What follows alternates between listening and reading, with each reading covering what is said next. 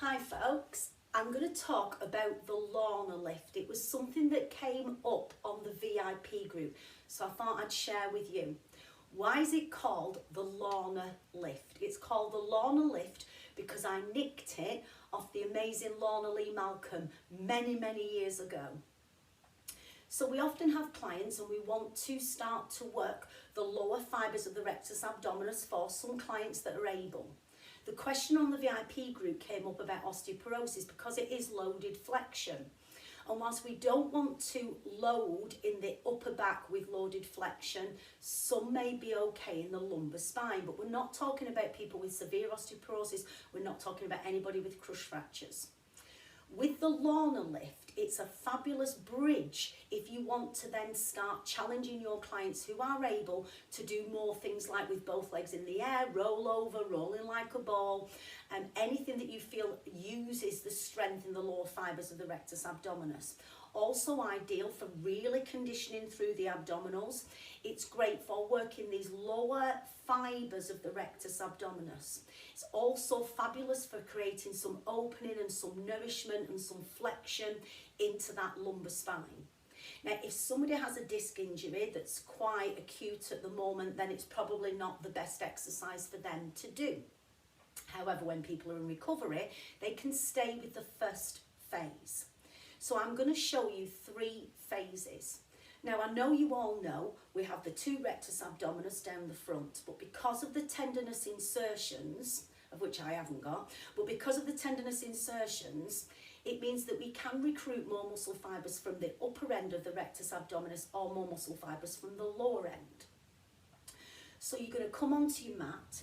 If you have a band of some sort, it can just be a normal TheraBand. If you use the loop bands, they're fabulous because you can use a single loop to make it easier. You can use a double loop to make it harder, but that will be the advanced version.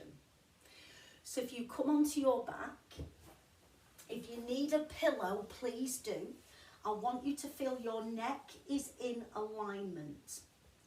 I would like to have your feet in line with your hip sockets. And I would like you to rest your arms with the palms up. Folks, as a teacher, you don't often have time to think about the finer points for yourself. Because you're interested in the group, you don't often have time to think about you. So I'd like you to feel that you're in the centre of your sacrum, please. I do not want you to feel that you rock to the right or the left side of your sacrum. I want you to feel that you're in the centre. So try that. Just do a little rock to one side and then the other. And feel that you are right in the centre. Does your body want to go off to one side? Just kiss the top of the sacrum into the mat. Are you adapting that position all the time? Coming to the centre of the sacrum. Allow yourself to go towards the coccyx so you've got a little bit of space. Now come back into the centre. So feel you're in the centre of your sacrum. Can you rock just to the very top of the sacrum, no buttocks, and release? So it's a very subtle, skilled movement. This juncture T tends to get arthritis and tends to get stiff. So I know those of you who've done the arthritis course with Tracy will know that. Can you get this movement, this really subtle movement? You're not using your glutes.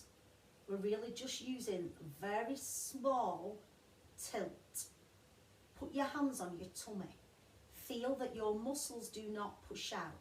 As you're doing the soft tilt, your muscles should kiss down. So they are sinking down rather than pushing out.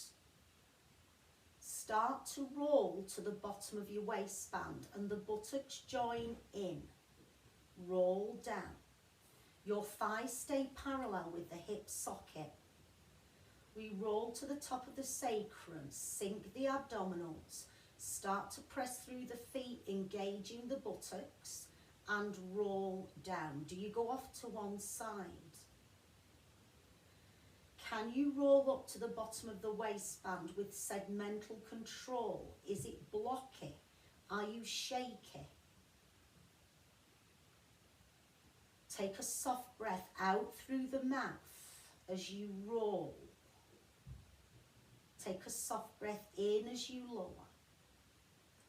As you take that little breath out, breathe out as if you're breathing out through a little saw, soft, little straw, soft and gentle. Don't breathe out through a saw, breathe out through a straw.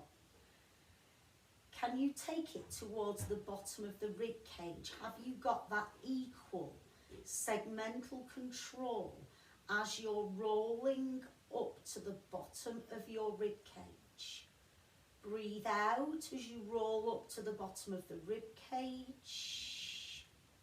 Soft breath in as you come down, or just breathe, as long as you're not holding your breath.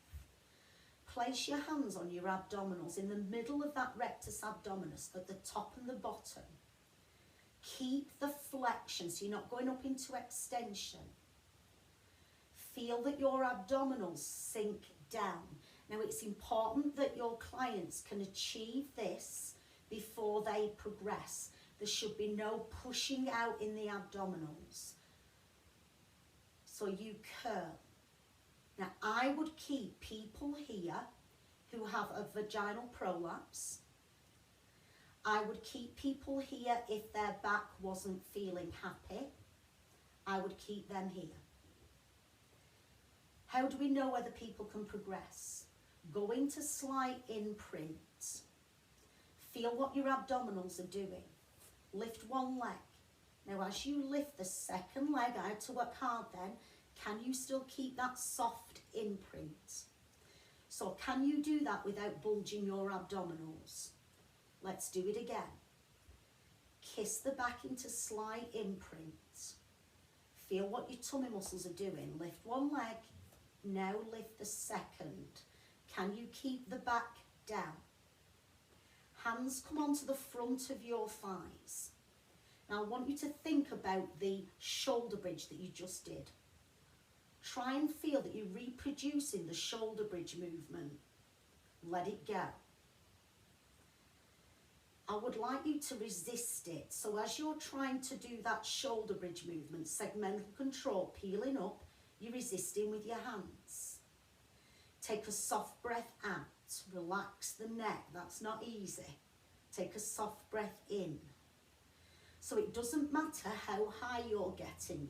You are resisting, pressing with your hands. Let it go. So take a soft breath out. Elbows draw into the ribs. Press into the legs. Soft breath in. You should be feeling this now in the lower fibres of your rectus abdominis. If it's causing you any discomfort, go back to the 3/4 shoulder bridge. Make sure you're not pushing your tummy muscles out. This should not be putting any pressure down into your pelvic floor. If it is, go back to the 3/4 shoulder bridge. Take a breath out, press, press, press. Breath in and release. One more time. Take a breath out, press, press, press. Breathe in and release. One leg down at a time. Recover. I would like you to start small and just do a little bit of hip rolls. Feet slightly apart on this. Just let it relax. Now, as you do the next phase, you keep relaxing. The next phase, I would keep people with osteoporosis with the last phase. If somebody bulges their abdominals, if it puts pressure into the pelvic floor, if it hurts the back, they stay with the 3/4 shoulder bridge. So let's advance it now for people who can and people who should. So you are taking your band. If you're using this band, the loop band, just use one strand at first. If you're using a normal TheraBand, keep it tight but not really tight. Imprint the spine. One leg, please. Second leg. Now place the band on the shins, bend the knees. So you are in imprint. I would like you to keep your arms down. Exactly the same action. So hard not to use your shoulders, team. Release. Now when you release into neutral. Press into imprint. Try and bring the pubic bone to the belly button and release. neutral. Watch you're not going into extension. Breathe out, pull down. Soft breath in, release to neutral. You don't allow yourself to go into extension. Roll to the top, try and get your bottom lifted. Pull your arms down. Does that feel too easy? If it feels too easy, use the double strand or make your band tauter. Okay, now that's too hard for me, T. So I'm going back to single strand. Take a breath out. Try and relax the shoulders, lengthen the back of the neck.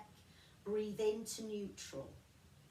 Little breath out as if you're breathing out through a little tube. Little breath in. And again, please, little breath out. Little breath in. 2 more times. Little breath out. Little breath in. 1 more time, please. Little breath out. Draw the pubic bone towards the belly button. Little breath in. And again. Little breath out. Little breath in. Let's do another one. Try and get your bottom. Think of the shoulder bridge. It's exactly that same movement. And release. Let one leg go down at a time. Recover. Arms away from the body, feet slightly apart, and just let yourself rock. Let yourself rock. Just let the tummy muscles relax.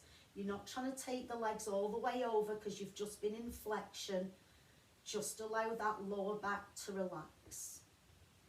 So I would follow that exercise maybe with some neutral work, then go into some proper hip rolls, or I would follow it maybe with the shoulder bridge, but in a plank position, straight line.